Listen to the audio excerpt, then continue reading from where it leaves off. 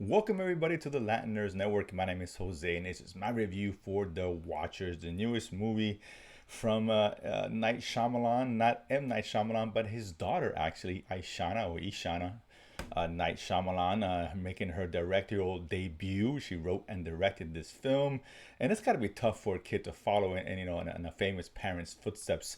But I'll say she's got an easy, to be perfectly honest with, because for those who are basketball fans, LeBron James, right, one of the greatest players ever. His son's on the verge of joining the NBA, and it's hard to follow his dad, who is that good. At least with Aishana, her dad isn't to the same level. He started off that way early on his career. He was dubbed the next Spielberg, and I was a huge fan of him. Don't get me wrong, but he hit the skids, and now he's just up and down, up and down. He's really just a mediocre director at best. So I was kind of curious if her debut is, she was gonna surpass her father or at least reach the same heights early on as he did. And I'll say right now that she does not. And I'll get into it in a second. Let me give you an idea what this movie's about here. We got Dakota Fanning, who's, I like her a lot. She plays this young English woman who's living out in Ireland. She had a very a traumatic past, if you will. She's kind of hiding out on her own out there, working at some pet shop or something. And, she was tasked by her boss to take this parrot, that's, I guess, to a cellar out in the middle of nowhere in an Irish woodlands area. And she gets there, she gets lost, something happens, and she's unable to kind of find her way out. She runs into an older woman who helps her out because danger is looming, leads her into this kind of home called the Coop. This home is kind of just got very one room kind of cabin or whatever the case is, with two other people who happen to be there with her, and this is a big giant two-way mirror apparently. And she's basically told there's a set of rules she needs to follow to survive, one of which never go out at night. And this is mirror they have to face when it turns nighttime, as they are being watched by something, creatures or other people or something, right? They don't really say what it is, and she has no idea what's going on.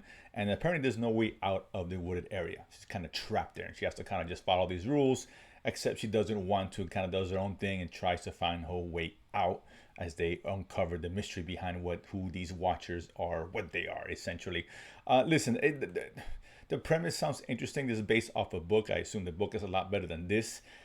This is just one huge misfire, man. It's not good. It's just not good.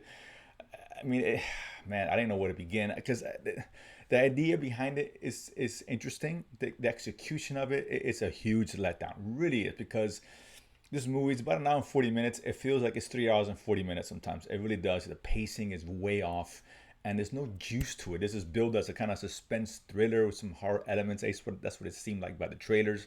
And there's moments of that peppered here and there, but just not enough to really get you engaged. No real tense moments in there where you're gripping your seat. Oh my God.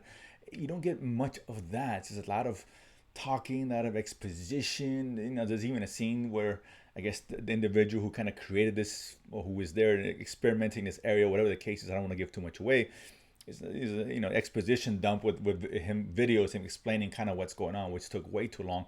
But it's just moments like that really just didn't give this movie a chance to be something not just interesting, because it is interesting, the idea of it, but just something that really captivates you, besides just the idea of like, okay, you kind of want to know what is going on, no doubt, who these things are, what these things are, but the journey to get there just fails, man. And the last 20 minutes, you think the movie ends and there's another 15-20 minutes, which it just completely goes off the rails, because this apparently this is based off some Irish folklore or mythology or whatever the case is.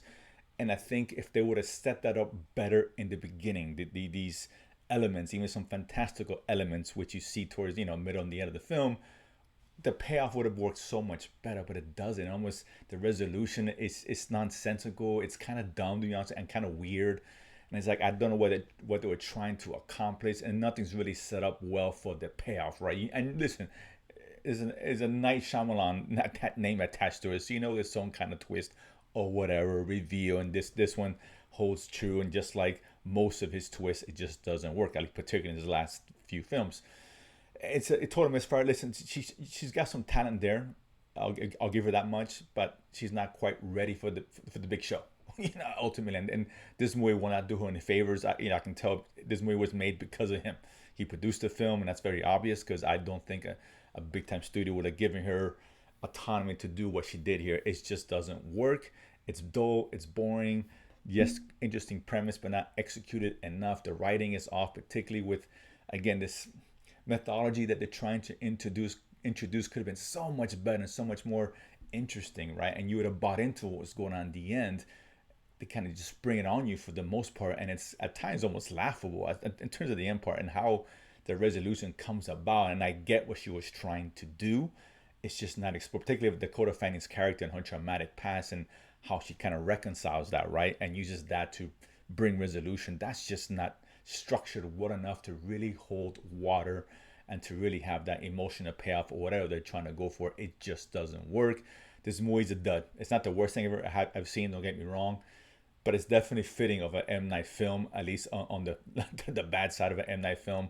This is right there along with those. There's no, she didn't have the debut. Her father did it with The Sixth Sense, of course. So unfortunately, it just didn't work, and I don't think this is not a very good film at all. It's got moments here and there, but not enough to really me want go watch this movie, even at home, whatever. I would not VOD rent it. No, if it's on Netflix eventually or whatever the case is, give it a shot and see what you think. But if you do check it out, buyer beware. Let me know, comment below, let me know what you guys thought. And of course, if you haven't done so already, subscribe below and feed my niece to go to the movies and talk about it afterwards. See you guys next time.